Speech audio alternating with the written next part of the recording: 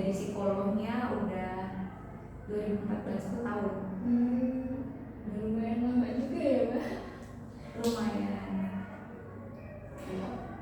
Apa namanya, selain aktif di kampus, Mbak juga aktif di luaran atau gimana sebagai psikolog? Saya praktek di biro psikologi informasi. Selama Mbak ada di dunia psikologi itu kira-kira menurut Mbak kode etik psikologi itu udah cukup efektif belum dalam mengatur batasan dan etika dalam hubungan profesional antara psikolog sama klien? Kalau menurut saya sih kode etik sendiri sudah cukup lengkap ya untuk menjaga keprofesionalan, kayak ada aturan menjaga rahasia, terus kemudian untuk menjaga batasan hubungan.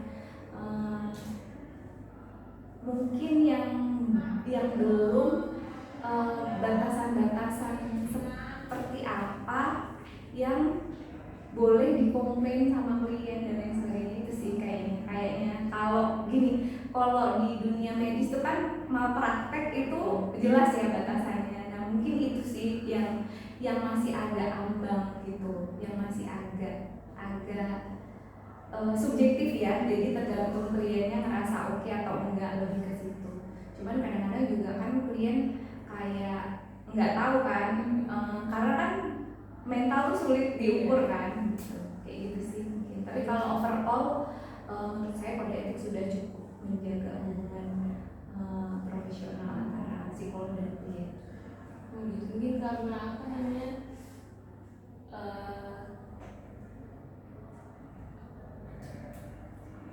hasil dari apa namanya kita konsultasi itu nggak langsung kelihatan gitu kali ya? Bisa sih langsung kelihatan, karena layanan psikologis itu kan banyak sekali ya. Ada asesmen, kemudian ada konseling, kemudian ada psikoterapi gitu ya. Nah mungkin yang terus kemudian ada training, ada riset, tapi mungkin yang agak tricky itu bagian tentang konseling dan psikoterapi ya.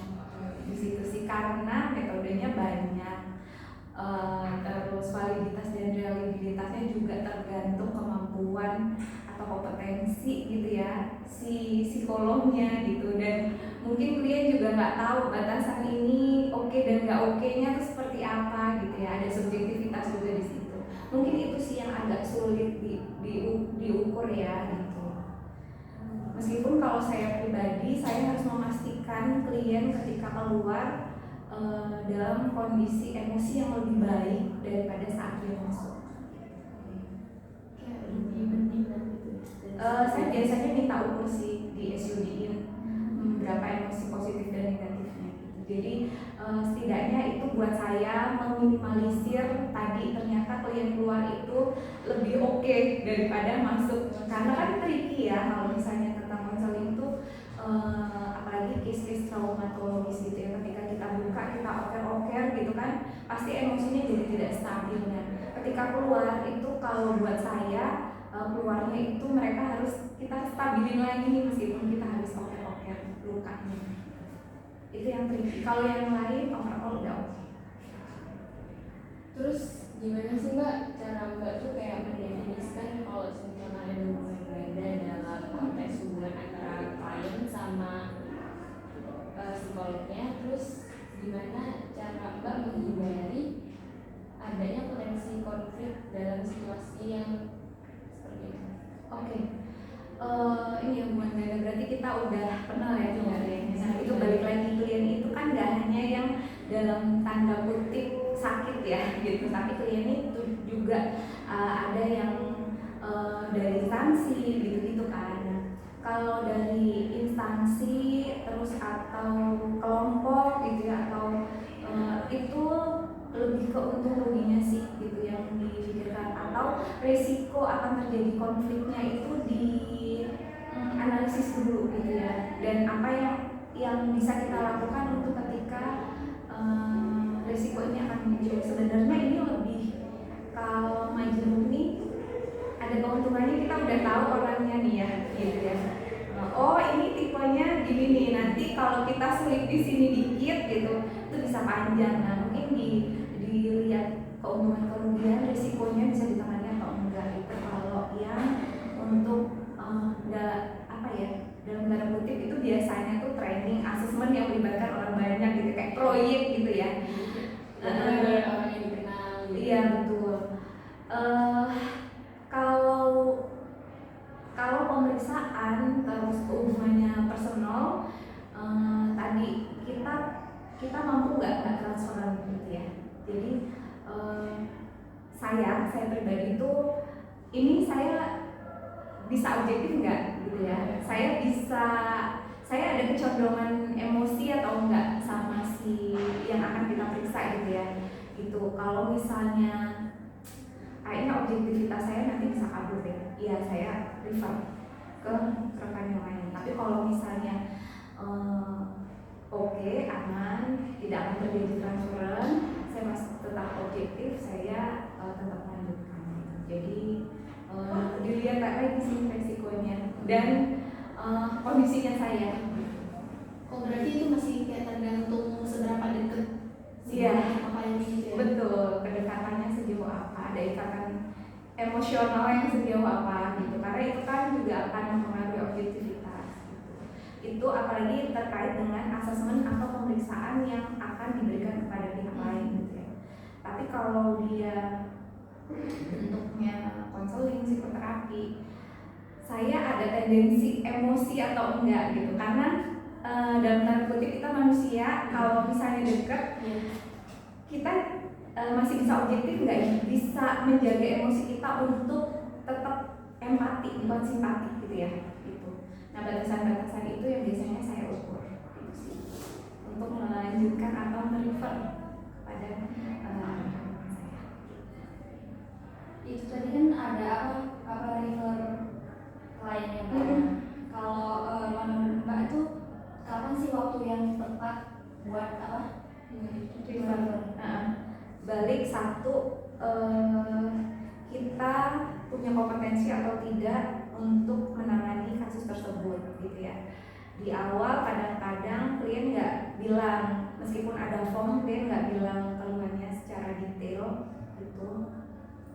Setelah kita asesmen di awal, ternyata kalau misalnya saya merasa tidak kompeten di dalam case itu, maka saya refer ke rekan saya yang memang kompeten di case itu gitu ya.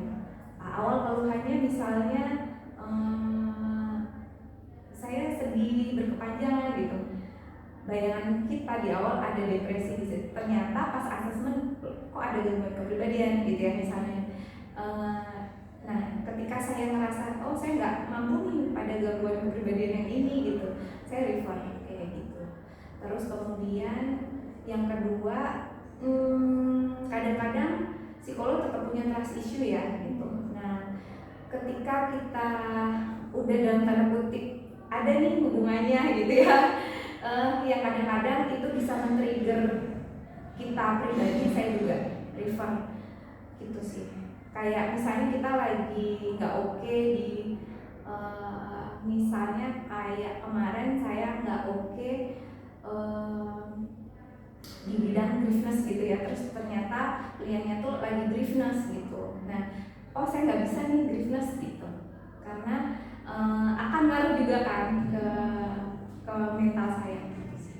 Jadi yang kedua, ketika sedang ada situasi yang kalau saya bilang sejenis ya gitu, karena itu akan bias gitu ya, takutnya kita jadi nggak objektif di situ gitu.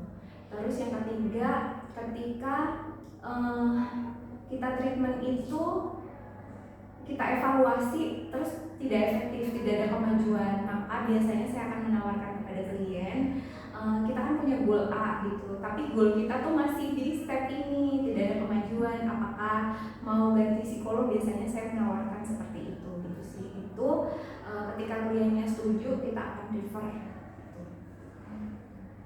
Berarti nggak secara tidak langsung hubungan kayak psikolog sama antara keluarganya atau yang lebih dekat itu nggak boleh gitu ya Mbak? Atau nggak terlalu efektif lah istilahnya?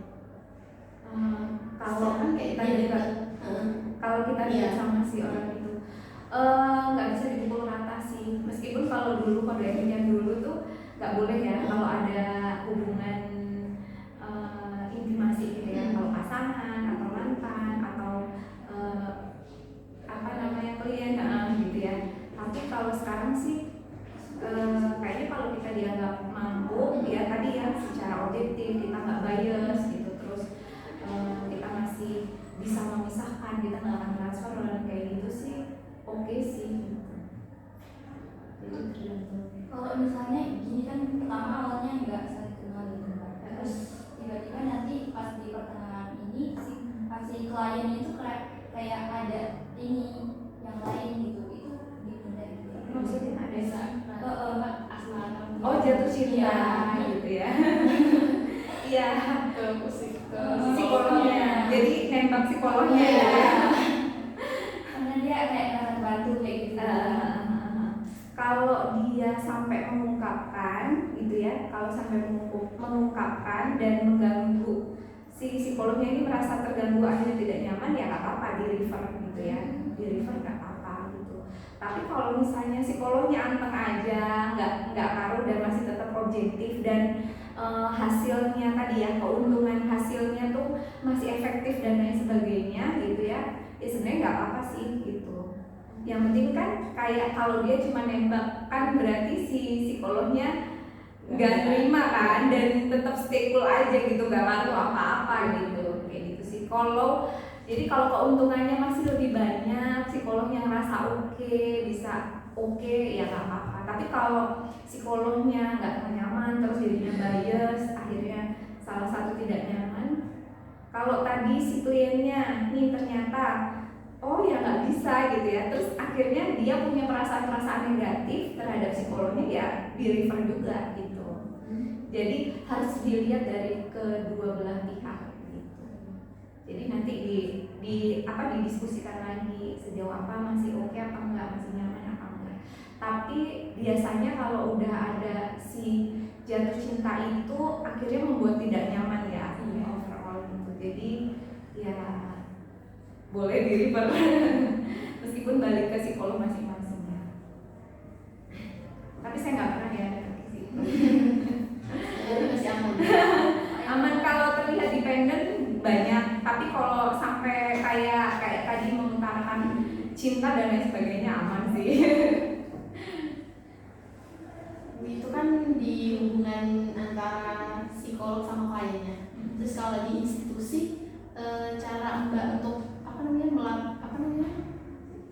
menjaga integritas sama kejujuran dalam penelitian publikasi, terus praktik profesional khususnya dalam konteks hubungan sama institusi itu gimana?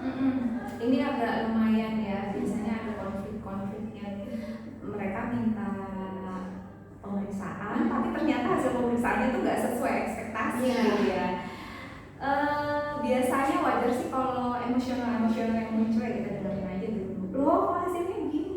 Ya katanya minta report kesehatan mental ya, kita ungkapkan ternyata banyak yang tidak sehat mental gitu ya gitu. Nanti kita diskusikan. Kalau namanya mereka di awal nggak terima itu banyak sih kalau hal-hal yang buruk terus mereka denial, tapi biasanya nanti turun juga dan acceptance. Yang pasti kita melakukannya dengan tadi kejujuran, terus apa adanya, disampaikan tapi menggunakan bahasa yang baik gitu ya.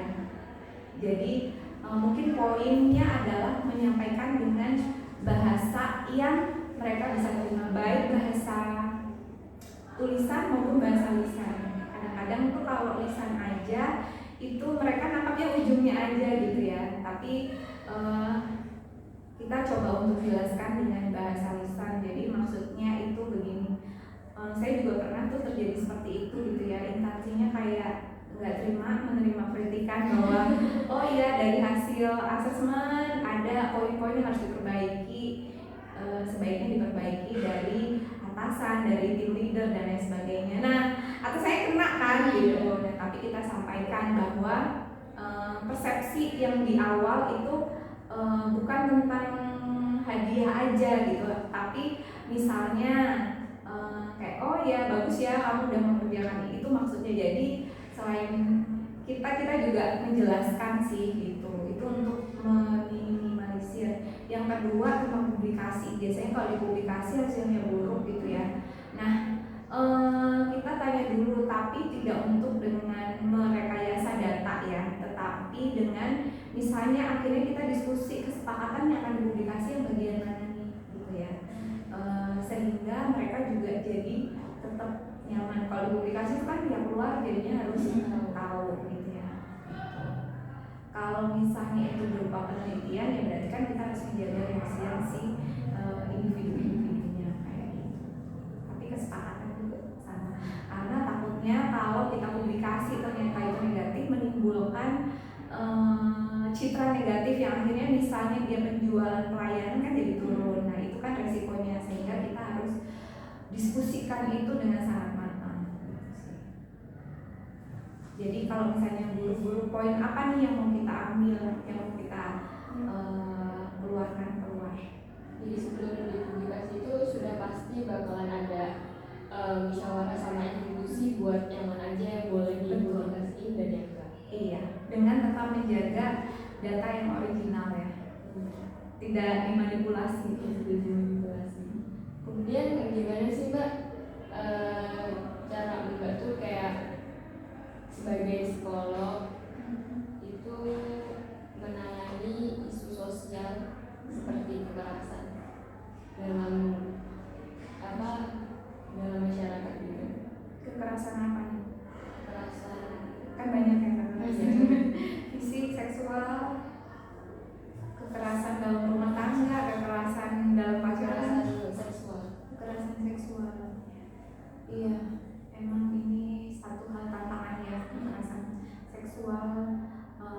Makanya baik itu salah satu bentuk kalau kita edukasi ya, mungkin turunnya adalah bentuknya edukasi, usaha preventif dari psikolog. Sekarang di dalam poin pengajuan SIPP itu ada namanya pengabdian masyarakat. Nah mungkin kalau terkait si kekerasan seksual itu sendiri ada beberapa usaha yang bisa dilakukan. Yang pertama preventif dengan edukasi. Sejauh apa sih kekerasan seksual itu, seperti apa sih tindakan atau perilaku sehingga si orang-orang ini gitu terpapar ketika mereka dilakukan kekerasan seksual, dan seperti apa bentuknya gitulah ya. Ngerti, oh ternyata kalau digituin tuh itu adalah bentuk kekerasan seksual gitu. Yang kedua kuratif ya. Jadi kalau misalnya memang sudah ada case-nya ya pendampingan gitu ya, pendampingan, karena memang orang-orang dengan kekerasan seksual ini pasti mengalami kecemasan, yang bisa jadi depresi, yang bisa jadi juga segitu. Kalau kasus-kasus pemerkosaan itu ya banyak yang jadinya segitu gitu sih. Pendampingan sama ini sama yang terkena terdampak kekerasan seksual tersebut. Dan juga mungkin kalau di kampus-kampus juga sekarang kan udah mulai ada undang-undangnya ya, mulai ada diturunkan dalam bentuk satgas gitu ya kalau masuk ke kampus tentang kekerasan seksual. Ini sangat marak kalau dibilangin faktornya apa? Faktornya banyak sekali gitu ya. Faktornya dari kemampuan orang itu kontrol diri, terus kemudian dari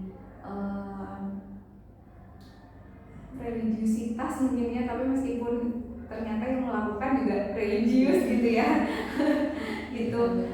Karena memang si pelaku kekerasan seksual ini memang ada yang dalam bentuk gangguan gitu ya, jadi akhirnya religiusitas juga tidak berkorelasi erat gitu ya. Tapi kalau secara umum orang-orang yang religius biasanya juga punya komitmen untuk tidak melakukan kekerasan seksual. Terus kemudian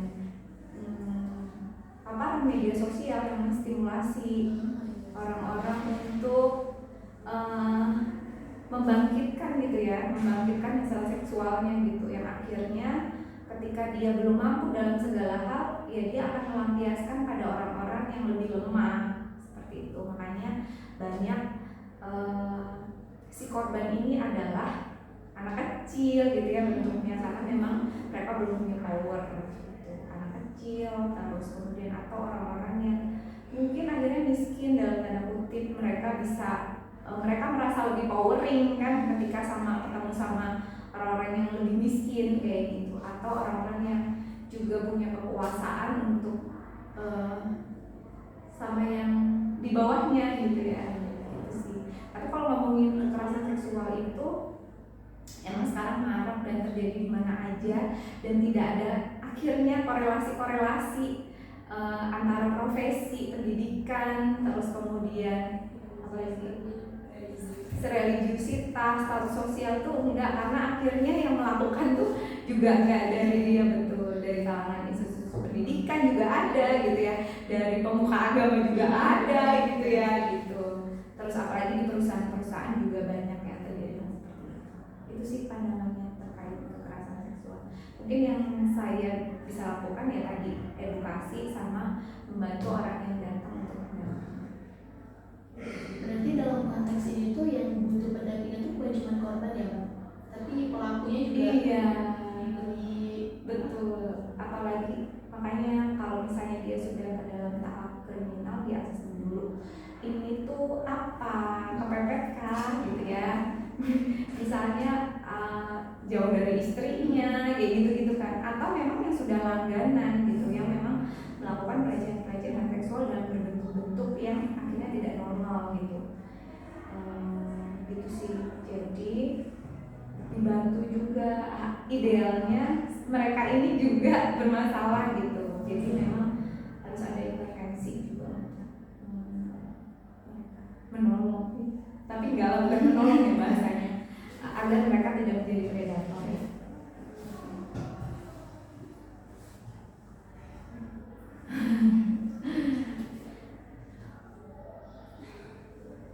Kekerasan seksual sekarang banyak sih, kayak apa namanya, LBH yang bekerja sama psikolog untuk membantu case-nya gitu ya. Kadang-kadang kalau udah masuk ranah hukum juga kan kita diperlukan untuk memberikan asesmen kondisi psikologisnya gitu. Jadi psikolog sangat berperan juga sih dalam membantu dalam bidang hukum ya.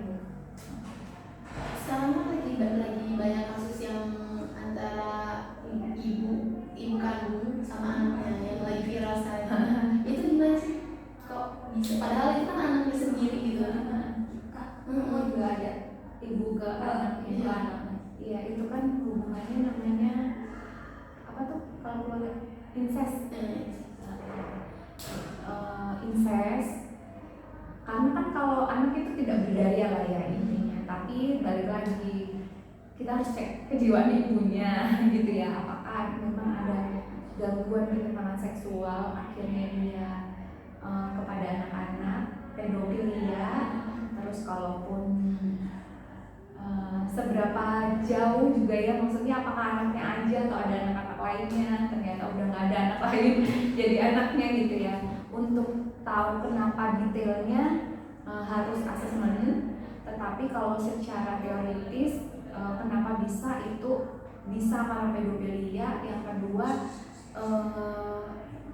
anaknya itu kan intensitasnya lebih banyak juga kan di rumah gitu, yang kalau misalnya memang dia punya gangguan seksual ya udah sabet aja gitu lah ya, mana yang ada gitu, kemungkinan sih kayak gitu. Cuman kalau detailnya tetap harus asesmen sih. Terus itu kan kalau kasus ya. anak belum 2 tahun atau 1,5 tahun gitu, itu pendampingannya gimana? Itu kan dia masih kecil banget. Oh itu Iya. 1,5 tahun ya. 1,5 tahun sejauh ini sih lebih ke diajak main ya, untuk jadi gini, kadang ekspresi kita yang mengerikan itu yang ditangkap, padahal dia nggak ngeh. Jadi mungkin di distraction dari rasa biasanya sakitnya kayak gitu, tapi maknanya kan dia belum ngeh tuh gitu. Jadi ya dibanyakin terapi ya biasanya kalau masih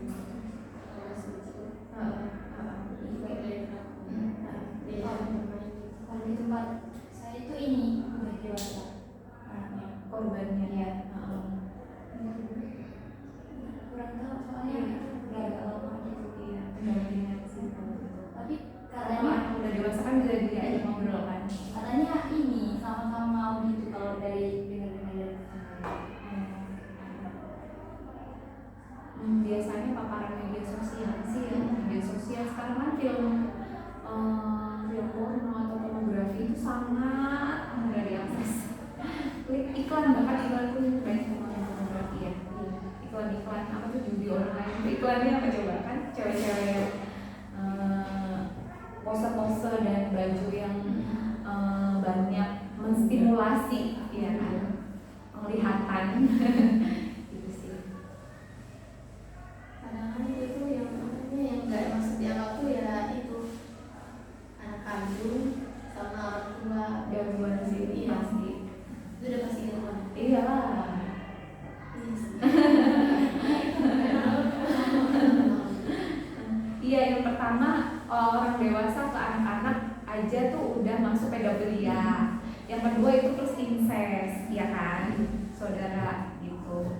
Jadi dinamikanya yang belum tahu, kita harus mengasesmen juga.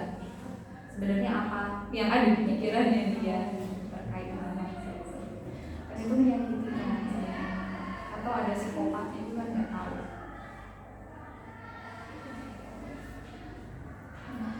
Udah, ada lagi?